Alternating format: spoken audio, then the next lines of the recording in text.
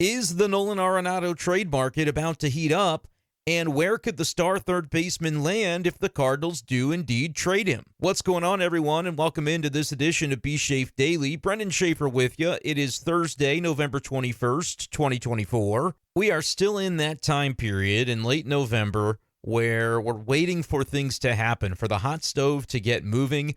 A lot of times it takes the MLB winter meetings coming around in early December before things really get going, and a lot of executives can meet for trade talks during that period, and the free agency market really tends to heat up. If it doesn't happen prior to the winter meetings, you can bet that that's a time period that can kickstart some potential movement where agents and teams are meeting and people really start to get an idea for what the markets might look like in various areas, relief pitching, starting pitching, position player, what have you. So we're still kind of in that waiting period right now, but I want to talk a little bit about Nolan Arenado again because he does seem to be the marquee trade chip that the Cardinals really might end up moving this offseason. At this point, it feels like a pretty good bet that Willson Contreras is going to stay in St. Louis.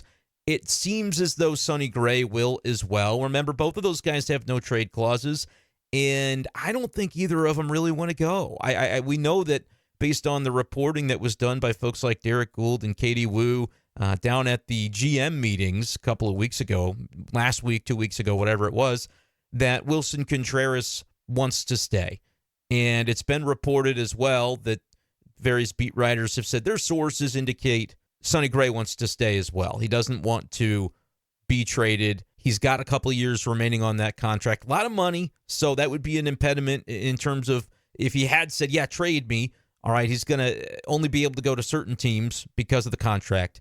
But it seems like Sonny Gray is willing to see this thing through more likely than not. And look, if something comes about where the Cardinals are called about Gray and a team is over the moon ready to send him a big trade package, then the Cardinals could take that to Sonny Gray and say, hey, I know you didn't ask to go anywhere, but what do you think? And maybe something like that could materialize. But Arenado is the interesting one because it hasn't been shared by anybody, reported by anywhere that he is as eager to stay necessarily. Now, great reporting from Derek Gould in a recent story he wrote for STL Today. I recommend y'all check this out because for Cardinals fans of a certain age, you'll remember the topic that he's talking about back in 2007 going into 2008 when the Cardinals were basically in a similar situation with an all-star third baseman, Scott Rowland, where a little bit further along, he had requested a trade. This is not the situation with Arenado, and according to Gould's reporting, again, you should check out this story. I'll link it in the YouTube video description below, since we're going to talk about it a little bit. Derek reporting that Arenado has not requested a trade. He has not said he wants out. That's the report from Derek Gould of STL Today, which is different than what happened in 2008 where Scott Rowland wanted out, and it was for personal reasons. He and Tony La Russa were not getting on, and La Russa made some inflammatory comments that really cratered the ability, I think, for the Cardinals to keep him at the time. John Mozeliak was newly installed as the general manager at that point, and that was kind of his first order of business was, I got to handle this Scott Rowland situation. And the way that it was resolved is that the Cardinals ultimately traded Rowland for Troy Gloss, who was another all-star caliber third baseman at the time. Had a couple of years left on his contract. I think less money than Rowland was owed, so might have been similar in that the Cardinals were able to get some money off the payroll, but that was not the motivation at the time. The Cardinals were coming off of a 2007 season that was a disappointment. They fired Walt Jocketty. Obviously, that was a year following the World Championship of 2006, and they were kind of in that in-between period where they were trying to feel their way through into their next era of contention, which did begin a couple of years later, obviously. 2009, they made the playoffs. First-round exit with Matt Holliday dropping that pop fly. That's one I'll never forget as a high school kid. But anyway, 2011, obviously, they win the World Series, and then they had a period of success that followed. But that 2007-2008 period for the Cardinals was one where they were kind of trying to find their way a little bit. And it wasn't a strong motivation to trade Scott Rowland because they were ready to tank or were ready to rebuild. But for personal elements of that at the time, Scott Rowland wanted out. And I think the Russa's comments were along the lines of, well, we don't have any business needing to accommodate Scott Rowland. Like, that's not what the Cardinals are about. We're about the team environment, and one player doesn't get to kind of, hold us hostage and dictate what we do. That was sort of Tony's attitude. And Mo, my goodness, I mean, for all the things that people think about Mo now, that was a very deft handling of a sticky situation by John Mozeliak when he was first installed as the GM. To even though Troy Glaus maybe comes over and doesn't meet expectations or whatever you thought of his couple of years in St. Louis, the second year of which I think was mostly injury riddled and he hardly played. But at the time, that was maybe making the best of a bad situation where it just seemed like the two sides were not going to come together and agree that Scott Rolen could remain a Cardinal. It was, you'd call philosophical differences nowadays between Rolen and La Russa, which of course I think is now water under the bridge. And Derek wrote about this in his piece. It is really cool if you're interested in kind of, I say Cardinals history. That's not that long ago. Like, that's during my lifetime.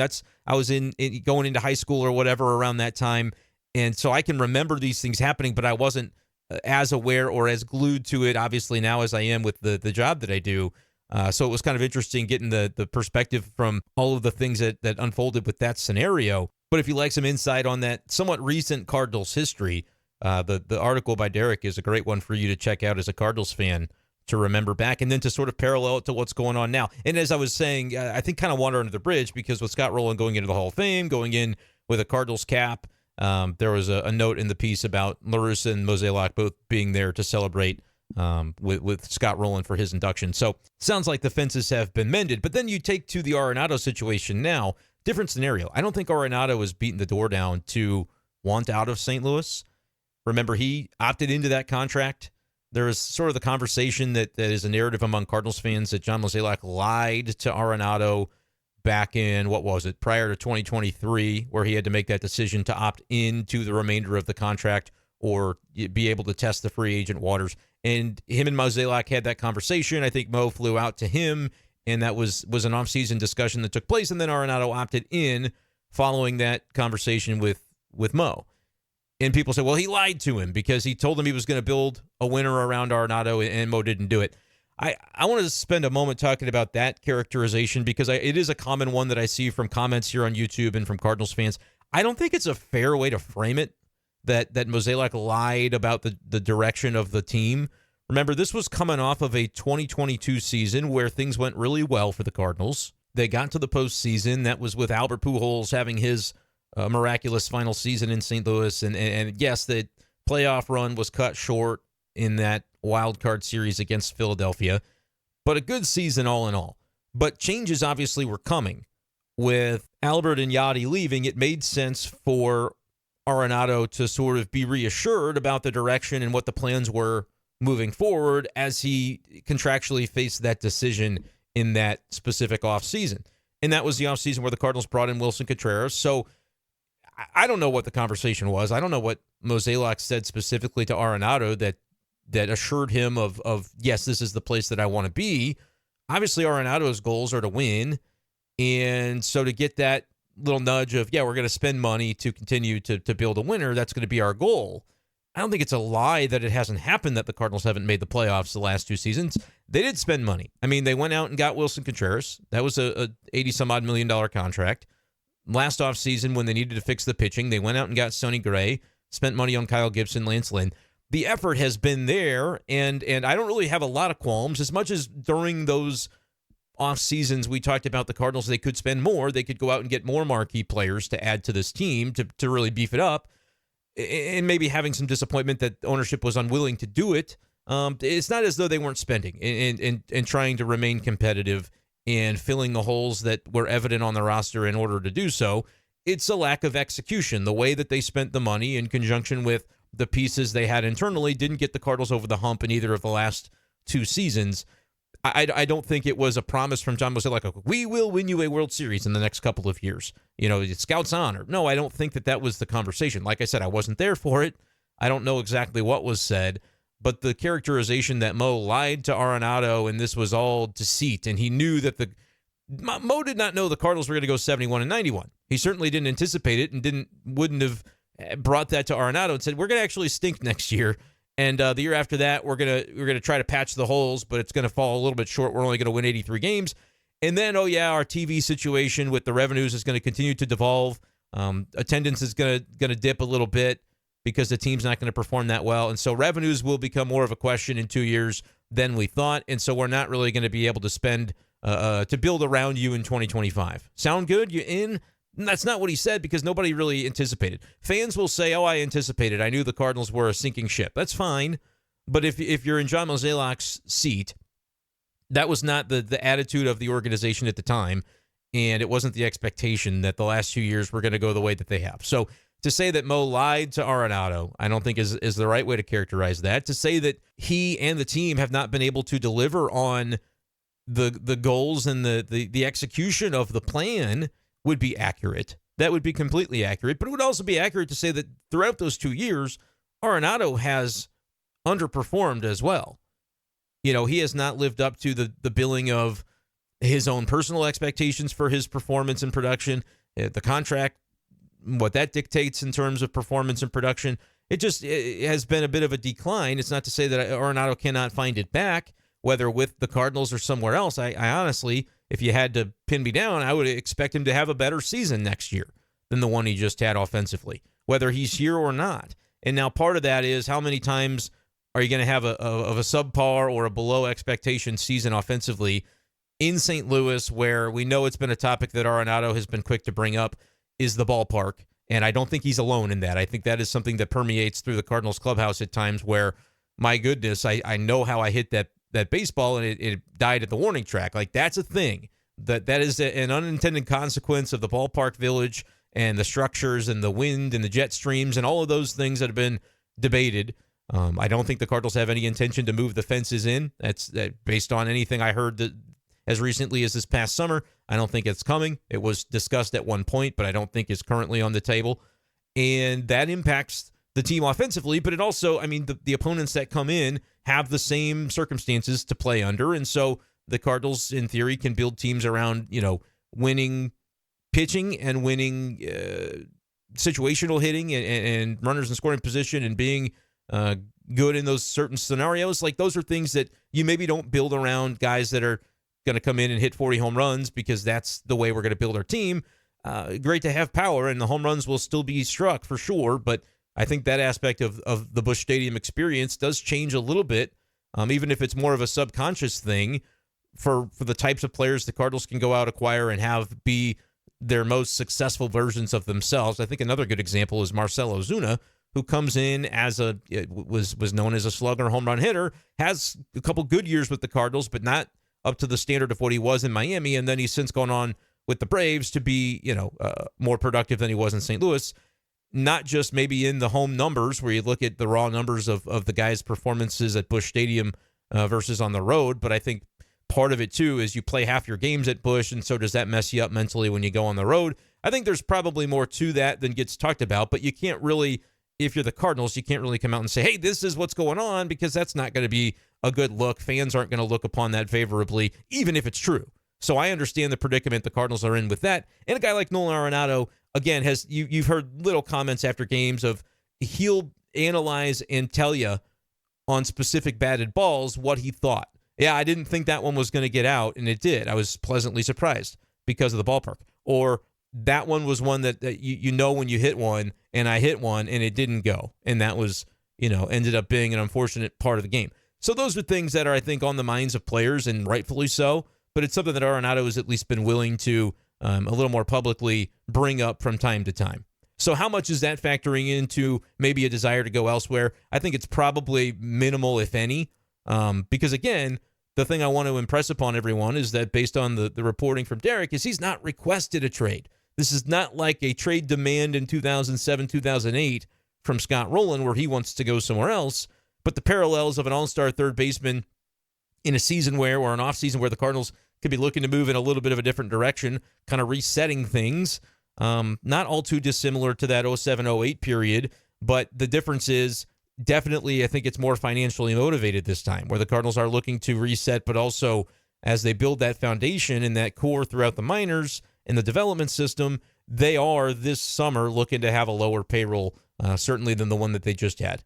So that's where the Arenado link is most prominent and most prevalent, because he's the one big contract left that you think you could move, because we're not talking about the money for Matz or the money for Michaelis, because it just doesn't feel like even if you traded those players, you're really getting the financial relief that would be the reason to do it in the first place. You might say, well, moving Michaelis is the reason to do that is his numbers. He didn't perform well, and that's fine. But if he stays, it's going to be, league average, below league average, but it's going to be 30 starts. It's going to be 180 innings, and it's going to be part of what gets the Cardinals through a summer if they elect to go that route with Michaelis. Arenado, I think, still would have trade value, still would have a team that says, what's he owed? Okay, the Rockies are paying this down. The Cardinals can pay a little bit down, and we'd pay him this to have him be on our team and our third baseman next year. Okay, we can do that because we know what he's capable of doing and what he's likely to do, even though last year was a bit of a down year.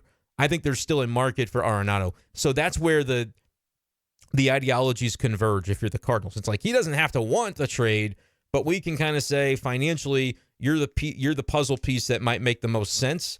And you do have other players that could potentially step in. You'd like to see what they could do at third. I don't know if that's applicable to Gorman or if it's applicable to Donovan or if it's applicable to Sajaci, but between the three of them, you kind of figure there's going to be opportunity and guys you could look at to say, if this happened, if we traded Arenado, we do have some internal names that would make sense as candidates to go, okay, maybe this guy could turn in similar productivity to what Arenado did offensively last year, if not even maybe a little bit better than what he did. Defensively, again, we talk about the corners, Goldschmidt going in free agency, Arenado potentially traded. You will lose a lot of value defensively, a lot of reliability defensively, regardless of who replaces those two guys at those spots at the corners. It's just going to be a fact of life, and the pitching staff is going to have to just kind of accept that and be aware of that. As the Cardinals try to work in some other guys defensively and hopefully guys that perform well at those positions if this is the route the Cardinals go. But it's just something to be acutely aware of. It's going to happen. It's unavoidable. I'm not sure that you're getting – I know you're not. You're not getting an Arenado defensively at third if you're replacing him. And you're not getting a Goldie at first defensively if you're replacing him, and they are. That's the one thing we know. He's not coming back. Wilson's going to be playing some first. They'll slot other guys in when Wilson DHs. But the third base part of it, and I think Arenado, even relative to Goldschmidt, probably closer to the peak of his position defensively now than Goldie might be. Which Goldie, maybe that's not fair to say. I still think Goldie is excellent. But certainly Arenado, we know we've seen it for years of what he's capable of doing. Cardinals will miss that production. But because there is the financial motivator sort of hovering over this entire process, that would be the reason the Cardinals seek to move Arenado, find some potential destinations, some landing spots, get some trade talks cooking, and then if they're close to something, they can then bring it to Arenado and say, here's the destination, here's what they would, want to do with you. Do you want to talk with them? I think that probably could be part of the process. And then Arenado can decide. It's not to say how motivated he is to move. Again, he hasn't requested the trade. I think that's the key piece of news to understand where everybody's at in this process. But is the motivation coming from the Cardinals because it just feels like he's the puzzle piece that is most malleable given his contract, but the talent and the expected future production that goes with it, as opposed to Sonny Gray and Wilson Contreras wanting to stay, being maybe more outspoken about wanting to stay, and compared to a Michaelis that has $18.5 million for this season, but is really nothing you can do with that money. The Cardinals trade Michaelis. First of all, he's got a no trade as well. And what's the team taking him on they're going to want the Cardinals to eat the majority, if not all, of that contract. So that's where you stand. If you're trying to trim payroll, Arenado is the most obvious way to do it. Even if he's not beating the door down to say, you got to get me out of here, that still seems like it could be a possibility. The other one is Helsley, just because of the anticipation of what he's going to make this year. It's going to be a significant raise for Ryan Helsley after. And he, by the way, with the Cy Young news coming out, that's an award that the baseball writers vote for, where I think you vote for 5 spots, a top 5, instead of an MVP. I think is maybe even 5 or 10, the way that vote works, as opposed to 3 candidates, 3 finalists, first, second, and third for those other awards. And Helsley picked up some stray votes. John Denton and Rob Raines both were our BBWAA writers from St. Louis that voted, and they had some down ballot love for Ryan Helsley. And there was at least one other writer from a different market that did as well, with the great season that he turned in as the Cardinals closer, he's absolutely going to get a substantial raise through that arbitration process. Had a 2.04 ERA this season, 49 saves. He was fantastic and is coming into that final year of ARB. So that's another way that the Cardinals, and obviously that one's even easier to get done because of the fact that he's not owed as much money and is going to make a lot of money for 1 year, but then is a free agent. So there's certainty over what that situation could be. And if you want to, as another team, you trade for Helsley and you would get the first crack at being able to re-sign him to an extension if you were so inclined. And the production that you'd get, as even if he's just a mercenary for 1 year, feels like it would be pretty substantial. Looking through, he made $3.8 million in ARB is what I'm seeing from Baseball Reference in 2024. I'd pushing $10 million would be my guess. I'd be surprised if it was less than 9 or 10. But I haven't seen any projections out there. That's just me talking. I think he's going to get a substantial raise, and that's to where, like, yeah, $3 million, $4 million, whatever. It's part of the ledger, but it's not enough when you're talking about the quality and the caliber of player that Ryan Helsley is. That's not really enough to, it's kind of negligible, right? Now you're going to get into territory where it feels less negligible as it counts against your payroll. He's great, and if the Cardinals decide to keep him, it'll be a really good indicator for, hey, as much as we're not maybe going out in free agency and going balls to the wall to try to win this year, we're also not trying to tank this thing as far as maybe people thought, because we know that Ryan Helsley is going to help us win games this year, even if it's a situation where we're not going to be able to re-sign him because he wants to test free agency, or the values and the numbers don't match up with what his side would like if they do have such conversations about an extension. Then the Cardinals can say, we're going to go into the season with him because he's going to help us win games. And then if you get to July and you're not in playoff striking distance, you can trade him for, assuming he's still performing and healthy. That the risk is that he wouldn't be, right? And then he's not worth what you would hope to be able to get for him at the deadline.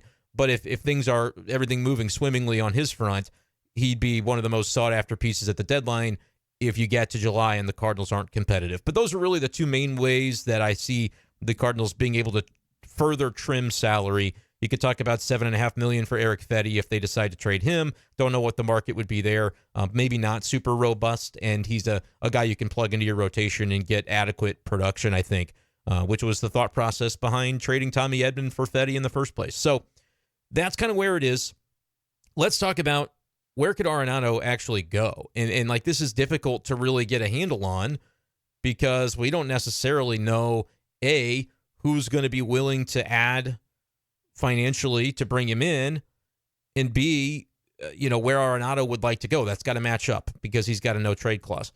The Dodgers, would be an obvious spot, right? Would be an obvious suggestion because they're always spending money. They're always winning. If you're Arenado and you're like, I want my best chance to win a World Series as soon as possible to make sure I get one, it would make a lot of sense for the Dodgers to be on that list. But do they want to add a third baseman? Max Muncy, I think, has been playing third for them. Do they want to spend financially? That probably won't be too big of an impediment. But what do the Cardinals need in terms of prospects coming back? Obviously, those teams just worked together on the Tommy Edman deal. The Cardinals got most of their return, really all of their return, from the White Sox as part of that three-team trade. But there's a recent history of those teams working together. And so the Cardinals probably, as much as they likely discussed prospects, the Dodgers weren't looking to give up prospects in that deal. And the Cardinals maybe weren't looking specifically to get prospects in the deal, unless it was pitching, because they're looking for controllable pitching. They got controllable pitching for the White Sox, and they said, hey, do you have prospects that you could send to the White Sox, because that's what they're wanting, and we don't want to give up prospects. So everybody in that triangle kind of got what they were looking for from the trade, even if Cardinals fans are going, Tommy Edman was the NLCS MVP. I didn't enjoy that. Well, the Cardinals weren't eligible for the NLCS, so it just is what it is. But I think there's been enough recent history there where you could say, all right, we've been kind of circling the drain on this for a couple of years anyway, it feels like. What would it take? Do you guys want Arenado? What would you be able to give us? What would you be willing to spend financially in terms of how much of the contract are we going to have to eat? The Dodgers would be an obvious one if there's interest on the Dodgers side. I'm sure Arenado would be thrilled to land there, a ready-made winner. that's coming off of a world championship and is probably going to add Roki Sasaki this offseason. So that puts them in a pretty obvious situation. The Yankees are a team that people are talking about. I think the Yankees are going to be focused on Juan Soto. But like if the Dodgers go just blow everybody's minds and say money is not real, budget's not real, we're going to sign Soto to a mega deal and just basically make the MLB season a formality every year and win all the World Series, then do the Yankees pivot and say we're willing to take on some money because we were planning to spend on Soto. What else could we do instead? There's been some speculation. Well, they could sign Goldie and trade for Arenado, and that could be your reunion spot for those two. I don't know if that's going to happen, but the Yankees, I think, would make sense. The Cardinals and Yankees, obviously, making deals in recent years when you think about the Jordan Montgomery trade. So that's one that kind of sticks in your mind, and that's obviously a big market team that could be willing to spend money. So I would put the Yankees pretty highly on that list. And then it's like the wild cards. Are there teams that we're not really thinking about being perennial big spenders, but they're close enough right now to be able to maybe dip their toe into those waters after playoff seasons last year? Like I saw an article recently, and a lot of these articles, if you look, it's just speculation. It's not really super informed. But I saw one that was like, well, what about the Tigers? What about even the Kansas City Royals, who could use a big bat to pair with Bobby Witt on the left side of that infield? Like, sure, I don't know financially, those teams are probably going to say, we're not really looking to take on as much money, but if you'll eat some of the money, Cardinals, we'd love to have Arenado. He would be a missing piece for two teams, I would say, in the AL Central, the Tigers and Royals, that performed over expectations last year. Heck, the Tigers were even deadline sellers. They traded Jack Flaherty at the deadline. So those teams certainly performed above expectation, maybe a little sooner than anticipated. So would they be more active and aggressive this offseason? That's certainly a possibility. Would Arenado want to go to Detroit or Kansas City? That he holds all the cards in that regard. So I would say those would be probably some underdog destinations. A spot that I think would be very interesting that I haven't seen, and again, there hasn't really been any legitimate speculation about it. So to say that there's no speculation doesn't mean that something would not take place. It's just that there's not really a lot to be said about it just yet. And the Cardinals aren't going to be leaking out this information for sure. You're going to hear about it when something comes to fruition as far as the Cardinals are concerned. The Phillies, though, are the team that I wanted to bring up because they, in the reports that I saw about their offseason plans, were that their third baseman, Alec Bohm, maybe they're ready to move on from him. And obviously the Phillies feel like a team that perennially is going to be willing to do some spending, is trying to win a World Series. They've got a lot of money that they spent in recent years to bolster that roster. So it just feels like Bohm, and he's always been kind of a controversial figure. Sometimes they really love him. Sometimes he makes an error defensively and they don't like him anymore. And they just, the Philly market, how that can be. So, I mean, this guy's a former first-round pick. He's still arbitration eligible for a couple years, 25 and 26. He's honestly interesting to me. I don't know what the interest would be from either side, but maybe not an exact straight swap of Arenado and Alec Bohm. But if the Cardinals are going, all right, our goal is to save some money, not to completely abandon the notion of having a decent ball club. Alec Bohm, although defensively is not the third baseman that Arenado is, and Bohm has even kind of sprinkled over to the other side of the diamond to play some first base as well, maybe as a result of not being the best third baseman. Although I'm looking at his numbers from this past summer, he played a good deal of third and was a 0 defensive runs saved, it looks like. So just, not a negative. So that's something at third base in 128 games. So, I don't know if he's the best answer defensively, but again, you're not going into this expecting to improve defensively at third base. If you're parting with Arenado, you know the drill. You know what you're getting yourself into. But offensively, Bohm, he had better numbers than Arenado last year. 779 OPS, hit 280, 15 homers, 97 RBIs in 554 at-bats, 606 plate appearances. So if you're the Phillies, like the reason I say I don't know if it could be a straight swap, if you're the Phillies, you're like, all right, we want to move on from Alec Bohm, but he's got 2 years of team control. He's cheaper through the arbitration process than what Arenado's making. But that could be a way to offset some money, too, if you're the Cardinals going, well, the Phillies are already owing the money through arbitration that he would earn to Alec Bohm. theoretically, they're looking to upgrade the position rather than stagnate or downgrade, I would think. Do they think Arenado would be an upgrade over Bohm? Could Bohm fit exactly kind of where the Cardinals are at, where it's like, we don't have to be, dirt cheap about this, and we just looking to save a little bit of money. Could he be an interesting answer where you're probably not necessarily even looking to extend him if the Cardinals should make that trade? But, I mean, Bohm was an all-star this last season. It's just very interesting. The Cardinals might have to either be willing to eat a decent portion of the money, which is not in line with the motivation of trading Arenado in the first place. So that would be my skepticism there. Or do the Cardinals throw a prospect in because they're like, Bohm is only 2 years of control, but that is 2 years that we would have a semi-cost-controlled third base answer. Or do they say, we're not really even interested in taking on an Alec Bohm. The point of trading Arenado is completely to get rid of salary, so throw us some non-40-man roster prospects that are younger, that can more fit the window of 26, 27. Those guys are ready when we're back ready to be competitive again, or really having that be our main focus to be competitive again at that point. And maybe the Cardinals have no interest in Alec Bohm. I just thought because it's out there that the Cardinals are potentially talking to teams about, hey, would you want Arenado? And the Phillies are talking to teams about, hey, would you want Alec Bohm? That's the expectation. That would be interesting. He's 28 years old, couple of years left of team control before free agency. Like I said, better offensive season last year than Arenado. Certainly not the same defensive player. The Phillies could look at it and say, Arenado is going to outperform Bohm this year offensively. He's going to get better.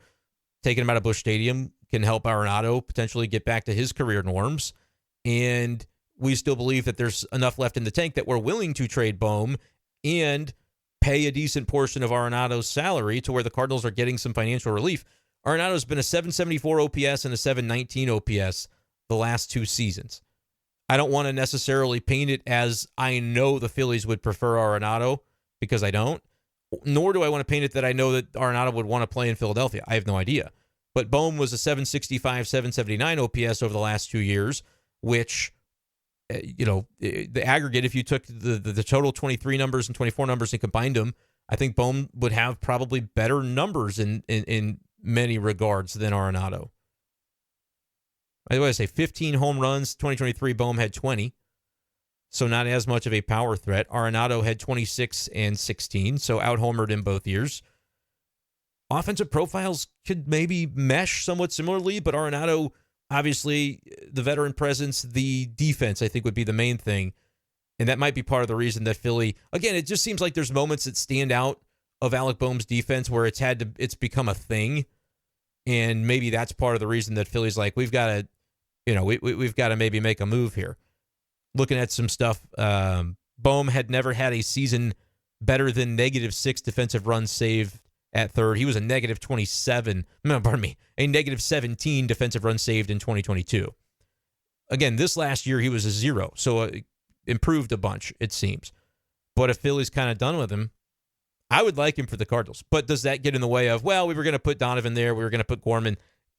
Do the Cardinals really need to add to their major league roster in trading away Arenado? Maybe not, but it does kind of remind you of that notion of a Troy Gloss situation where it's like, all right, maybe we're not getting as good of a player as we did for Scott, with what Scott Rowland is, but still a pretty good player.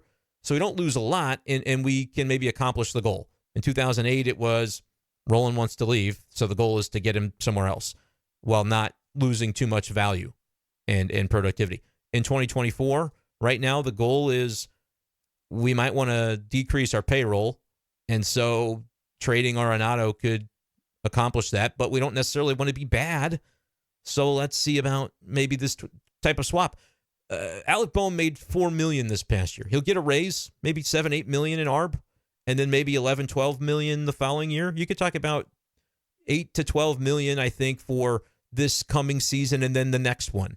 Maybe 18 to 20 million total that he'll be owed over those 2 years. I think there are, with Arenado, some deferrals involved. I'm not 100% sure on all of the allocations there. But $27 million, I think, remains for this coming year for Arenado, $22 million for the following year, and then Cardinals are on the hook for $15 million in 2027, which, again, if Arenado's playing well, he'll probably want to renegotiate a contract with wherever he is, but that's guaranteed dollars that do have to be accounted for in a trade. $27 million because Colorado's paying the other 5 of Arenado's 32 this upcoming season. And the same is true in 2026. The total salary is $27 million, $5 million paid by Colorado. So you're talking about $62 million, I believe, being the number that the Cardinals still would be on the hook for with Arenado. If you trade him away and the Cardinals say, we'll pay you, let's say, do what the Rockies did, $5 million each of the next 2 years, and then that third year, you're kind of on your own because that's only $15 million anyway. That's probably a fair value for Arenado, even if he continues to decline. The Cardinals would pay $10 million, and then they would owe Bohm $8 in ARB this year, and then maybe $12 the year after. So would that be, what are we talking here? $20 million or so plus $10 million that you kick in for Arenado for the Phillies to pay him, $30 million that you're owing for 2 years of production from Alec Bohm versus owing $62 million for 3 years of production for Arenado. I don't know. You cut the money in half. I don't know if that's realistic. Like, don't go say, oh yeah, Brenden Schaeffer's. I have no idea if that is something the Phillies would want, the Cardinals would want, Arenado would want. Those are the 3 parties that would have to be interested in that. But I think, at least based on what we know about the Cardinals, they're not tanking. So if they think Alec Bohm's a decent ball player, and I think he is, then you would be able to bring him in and a little closer in age, too, to the core that is developing, where maybe he's a good fit for that reason, right? Just 28 years old. I think he'll turn 29 before long. But you're paying $30 million essentially for 2 years of him, which gets you out of $62 million for 3 years of Arenado. Is that a slam dunk? Maybe not. If the Phillies are like, yeah, we think Bohm's actually better, we can get more for Bohm than taking a plunge on a guy who's coming off of a down year and having to, pay the majority of his salary. We're not really interested in that. Cardinals might have to eat more money, or the Cardinals kick in a prospect. That would be the way that I could see both of those things going. Again, this is pure speculation. I haven't seen people say, hey, the Cardinals are, trade Arenado to the Phillies. But the fact that they are looking to move on from Bohm and are a team that they're not going to go into the season without a good answer for third, I think makes it make a lot of sense to potentially have that be a fit if all parties are intrigued by it. So that's one option. I mentioned the Yankees. I mentioned as well the Dodgers. Where could you see Arenado landing, Cardinals fans? Do you want to see him stay? Do you want to see the Cardinals maybe about face on this thing? And if they can't find a deal, that's what you're rooting for, because you don't want to see him go. I think a lot of folks have sort of talked themselves into, all right, I see the writing is on the wall. I see that it kind of makes sense for where the Cardinals might be heading this year to do it if they can capitalize on his value at this point in time, and people might be okay with it. But I don't know. I don't think you just let him go for nothing either. I think Arenado can still contribute to a competitive team. And in a world where they don't trade him and they just let the Goldschmidt, Lance Lynn, Kyle Gibson money be the money saved, the Cardinals aren't going to be a bad team next year. Even if they do trade Arenado, I don't think the Cardinals are going to be a bad team next year. So it's just there are holes that you're going to be filling with unknowns, and that's kind of the scary part. But it could be interesting that for all the talk that we've had, and look, we've got a whole offseason to go, so let's not call it over yet. But for all the talk about, oh yeah, big change is coming, like if they don't end up finding suitors or trade negotiations don't go in such a way on some of these big names that they end up wanting to or thinking it's the right decision to part with them, you could still see a team that is bringing back a lot of guys, and really the only change is some increased competition for some of those rotation spots and first base looking a little different.